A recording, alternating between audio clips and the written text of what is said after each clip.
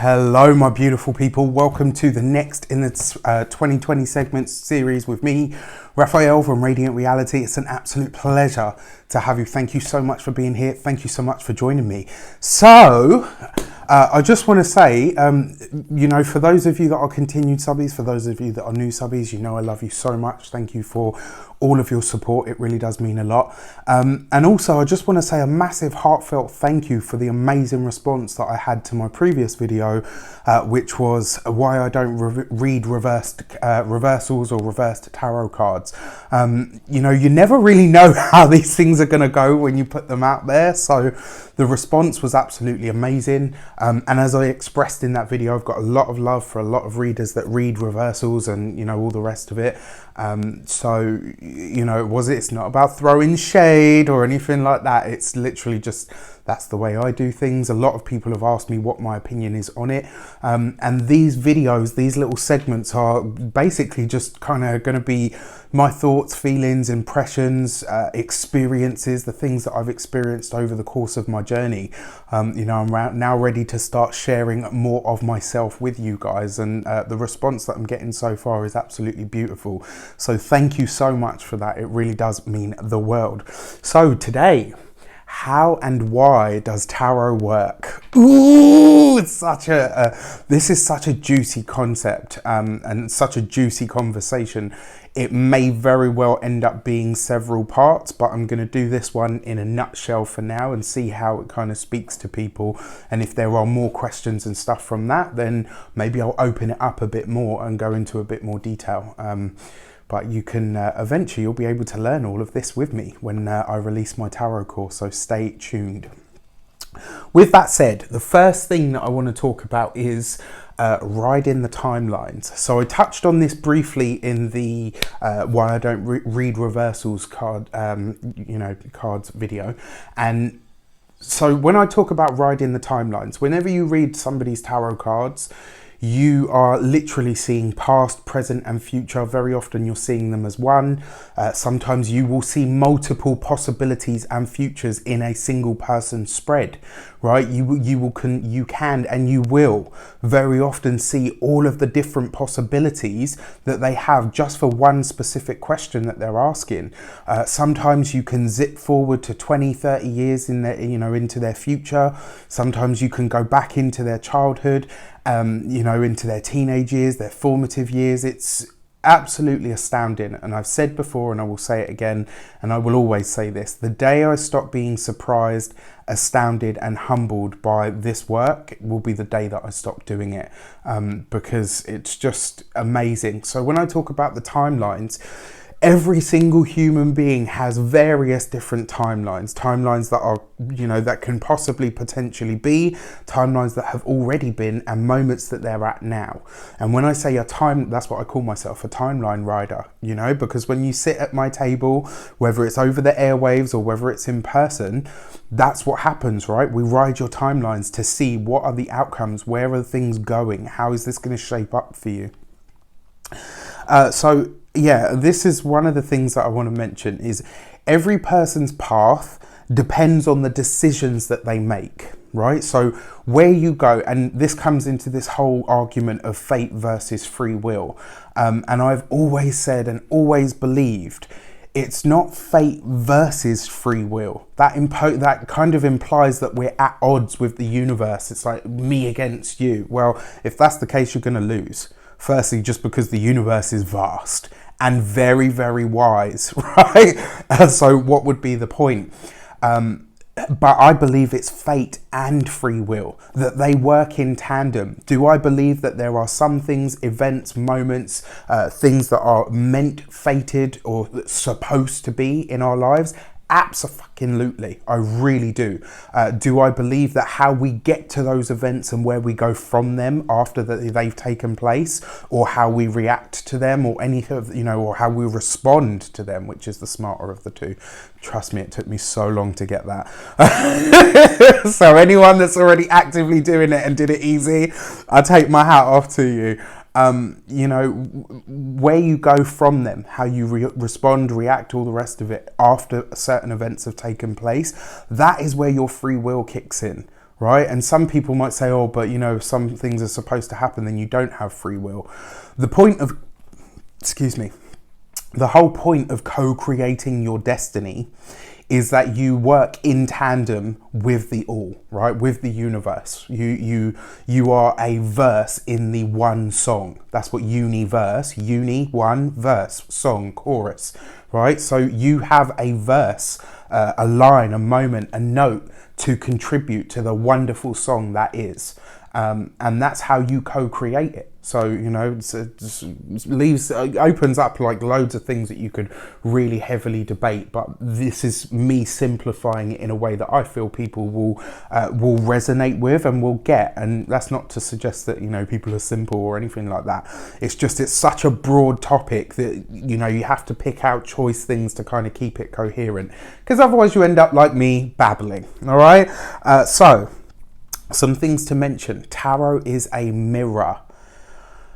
How many people, those of you out there that are readers, intuitives, that read tarot, that read playing cards, cartomancy, that's how I started in my very, very young 13 and 14 year old Rafi. That's how I started. You know, back to kind of talk about that, and I'll backtrack about that another day actually.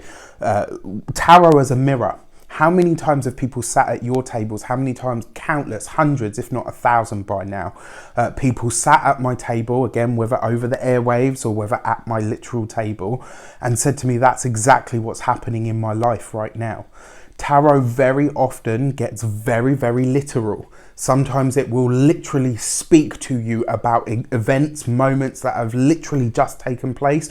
Or, I mean, I've had moments where people have said to me that happened literally 5 minutes before I arrived, and I'm like, oh, okay, that makes sense, cool. It mirrors your life. It will mirror you, the events that happen to you, the events that are shaping up around you. This is the thing as well about riding the timelines. Sometimes you get a different viewpoint of something that's happening around somebody, you know, that they might not even necessarily be privy to. You know, you can see that in astrology as well. It works in a very similar fashion. So when I say tarot as a mirror, it will mirror your life. And very often people say, you know, that's exactly what I needed to hear. That's confirmation. 9 times out of 10, the reason tarot is telling you that is because it's what's already in here. It's what's already in here. Your intention is already stating that this is what you want, or the path that you're going to continue on. So when tarot acts as a mirror, it's showing you yourself, your choices, the choices that have brought you to where you are, and the road that you're likely to take if you continue down the path that you're on. I kind of see it as it's like a snapshot, right? When you read for someone, it's like you're taking a picture of the decisions that they've made up until this point and what's likely to unfold after that.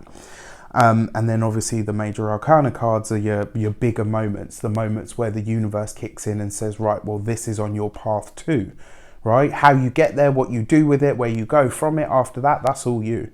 But these bigger, fated, more destined events are things that need to take place. Tarot is time.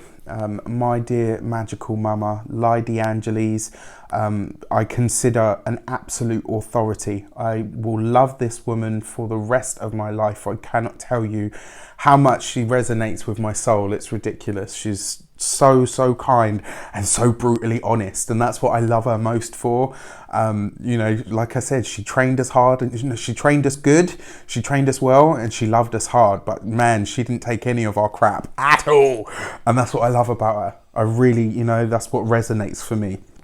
She talks about tarot being time, and if we're riding the timelines, this makes complete sense that you can be in the past, in one spread, deep into somebody's past, possibly even before they were born, saying this is what surrounded your parents and this is why your life ended up being the way that it was. You can be reading moments that have happened 5 minutes ago. You can be reading things that are going to happen. I've seen things that have happened 17 to 21 years into people's futures. And I wait for the days when people come back to me and say, you know what, you told me this. Timelines are interesting ones, right? And tarot as time has all of that. It's a storehouse of all of the knowledge. When you think about the fall, right, and there's so much more that can be said about this. When you think about the fall, where it all begins, that pure potential, where the power just is, it has no shape, it has no form, because it wants to be shaped and formed.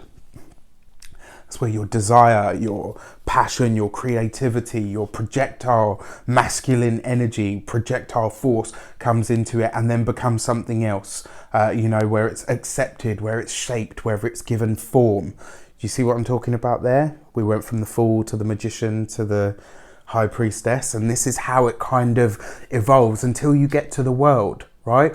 The self, the individual, the no thing before it becomes a thing that turns into the world, where you see pure energy, pure spiritual power, energy, whatever you want to call it, come into the physical, tangible world. And all of the cards that happen in between those, right, are different experiences, different events, different points in time they can be. They represent planets, they represent seasons, they represent so many different things.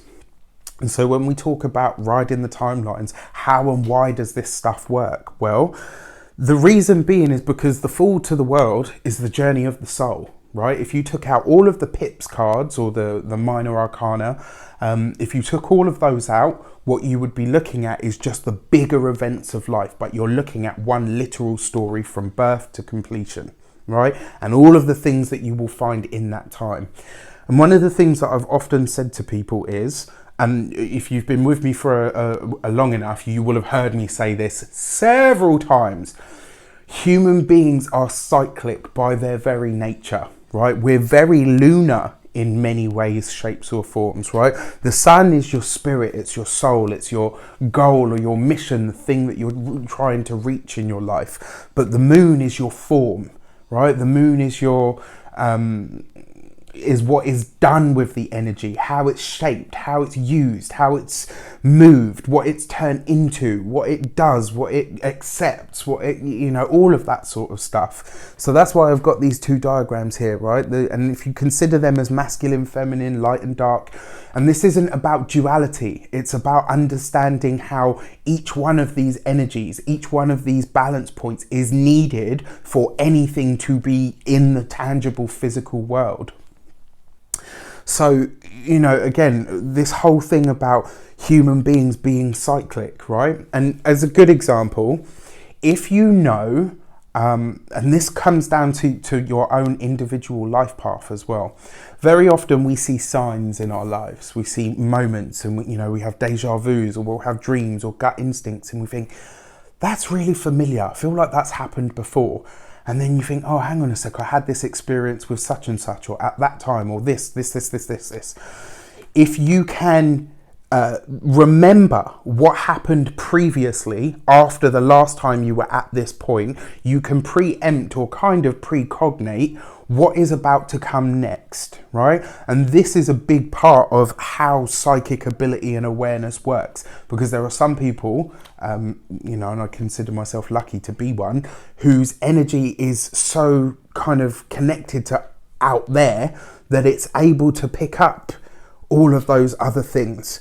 And when, I'm going to do another video as well on psychic ability and intuition, and, where the overlap is and stuff. But, and I come back off that tangent. If we're deeply cyclic beings, when you read somebody's cards, you are reading what has brought them to this place, where they're likely to go from here. What you're effectively picking up on is the energy that they carry. Sometimes you are reading a person's pattern based on their energy and what it tells you about their choices.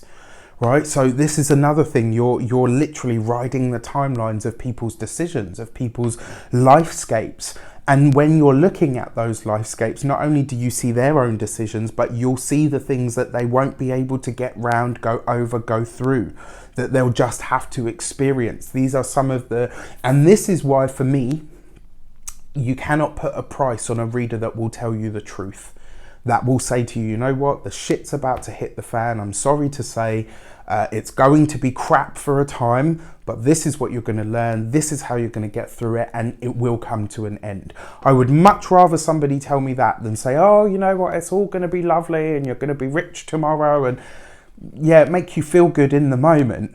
But when the shit then does hit the fan, you're screwed because you've got no real preparation besides somebody propping you up to make you feel happy for 5 minutes. You know, and for me as well, that comes into ethics, integrity, all of that sort of stuff. Many of you out there, you know, even in my YouTube channels, or even, you know, if you've been at my table, that I will tell you the difficult stuff. Because one, I have my integrity to uphold, but two, it's about trust. This is the other thing about this whole work, right? When you learn to trust the cards, when you learn to trust tarot and treat it with respect, and allow it to respect you in return, there's moments I've literally felt it laughing at me because it's like, really, are you still not getting it? And I'm like, okay, fine, I get it now. You know, it's like that little moment where you're like, okay, I've just been schooled again.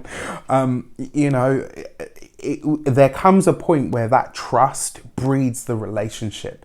It fuels that relationship, and the more that you add that trust into it, the more your integrity grows, and obviously the more your integrity grows, the more tarot will trust you.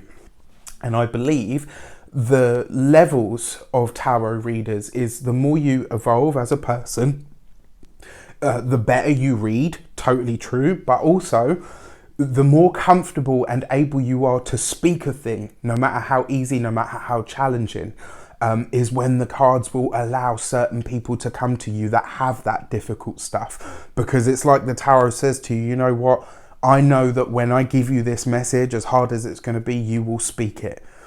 And that's a big part of why, you know, some people say to me like, oh, I don't like it when you talk about death, and sorry, but I'm never going to be that sugarcoat-it reader. I'm sorry, I can't be. So yes, human beings are cyclic by their very nature. Now, this brings me on to the pips cards. So you see the green line, you see the purple line, how it's intermingled, kind of like a double helix, right? Very interesting. Like, that's a whole nother conversation and probably about a 6 video topic. But anyway, from the ace to the 10, the cards undulate. When you look at the different suits, you will see peaks and troughs in the journey from the ace to the 10 and the completion. Then you've got the court cards, which represent signs. They represent seasons, times, moments in life, people, different cross sections and intersections of people, and all of that sort of stuff, which is amazing, right? Again, what is all of this? It speaks about patterns. It speaks about cycles. When you think about the pattern of the sun, right? Even the sun appears to do this because of the way that the moon spins, because of the way that the earth rotates. Even the sun appears to do this. At the summer solstice, it dips below the horizon to the south, and then it dies for 3 days, and then it's born again, right? When it comes up. Then it goes upward and continues moving north up until the summer solstice, where it's at its highest peak. That's this whole idea of things undulating, of, you know, the wave, so to speak, the vibration. Sun is considered energy, spirit, divinity, all of those things, right? But constancy and eternity. And then you've got the moon, she of the veil, the lady, goddess Luna, I call her, and I have such a deep love for the moon, and it's probably because I'm a moon sign Cancer. I'm a Cancer moon sign, but you know, it goes deeper than that. I just have a big love for it, and this, you know, when you think about the stages that the moon goes through, how it affects all of us here down on Earth, you know, these are patterns, they're cycles, and we're all, I mean, not so much now in the modern world, unless you're, you know, a witch or a pagan, because obviously they keep to the festivals and stuff and try to adhere to the seasons. So when you look at that, patterns, cycles, all of those things kind of start to tie in, and you get a much deeper sense of, right, okay, this is how this stuff works. When you're reading the tarot, you're very often, you know, skipping those different timelines for sure, but you're also observing people and their patterns. And when you get really good at it, when you're really in touch with your psychic and intuitive faculties and abilities, you're able, excuse me, you're able to direct that, right? You're able to choose where it is that you want to go, what it is that you want to see, how to pull certain information out of the future, so to speak. And then this, right? Each human, that is a person, by the way, not a very good drawn one, but it is a person nonetheless. You've got, yeah, this person here, right? So the egg, so to speak, would be their aura, their energy. And then you've got the different parts of their psyche, soul, spirit, energy, aura, whatever you want to call it. And then the green one's there as well. So the mingling of energies. Can you read for somebody that's not present? Absolutely. I've had people ask me this before, because, you know, email readings, people will send me questions, they'll ask me to do their year ahead, and they're not even present. So how is it then, and I could show you a reel, and it's not about my ego, but just to show you, how is it then that I am able to read those cards for somebody and have them be so accurate? They've contacted me, and yes, all right, it's just an email, but that in itself is a form of energy. There's some part of their energy that's reached out to me. I've picked that energy up, my energy goes up, mingles with the cards and rides the timeline, right? When somebody sits at your table, it's kind of like being right next to the Wi-Fi box. Super, super strong. And this is happening all the time. It's just, and I believe that there was a time where we were super, super psychic, and it was totally natural to read each other's minds or to project thoughts or to, you know, be hundreds of miles away. I actually know 2 people that were able to do this very, very well, like to the point where it was actually scary and kind of like supernatural, right? When you pick up the phone just before it rings, you know, it's an energy. When you have a dream about somebody and then the next day you see them, it's an energy. It's the same about the mingling of energy. So whether it's over the airwaves, you know, when people come to Skype, Zoom, all the rest of it, whether it's via email, whether it's in person, right? You're mingling the energies. Your energy works with their energy. And I kind of see their energy as the fuel, and then the timeline is kind of like the track. And then we say, right, okay, we're going to ride that. And then when we come off, your energy separates again. This is one of the reasons, if you are a reader, it's so important to cleanse yourself, your space, your energy, do whatever it is that you feel you must. And that's not to say that there's anything wrong with other people, but your energy needs to be your own and their energy needs to be their own. So you need to have that kind of clear cut, that clear boundary, because it lingers. Right? Sometimes it can. And the thing is, if you're carrying so many people's energy, you know, especially when you're doing 5 to 8 a day, you know, for a whole week, that's a lot of stuff from other people to be carrying. So it's important that you find a way to cut and clear that. I'll be doing another video on that as well. So this is just the ramblings of a strange, I would love to say young man, but you know, I truly hope that it resonates with you. I hope that it helps. I hope that it answers some of the bigger questions that you might have had. I hope that it maybe even fills in some of the details for you. Again, as I said, I don't consider myself an authority. I'm talking about what I know, what I've experienced, what I've seen, what works for me, what holds true for me. And if I can share that with somebody and it helps them, absolutely fantastic. This is not me saying that what I know is absolute law, and it's not me saying that this is the way that things should be. If you resonate with it, fantastic. If you don't, thanks for stopping by, and I hope you get the next 4 minutes of your life back. All right. So with that said, I wish you an abundance of all of that good stuff. Have a fantastic time, day, month, year, wherever it is that you are in the world, whenever it is that you're watching this. I send you so much love. Thank you for being here. Take care, and I'll see you soon.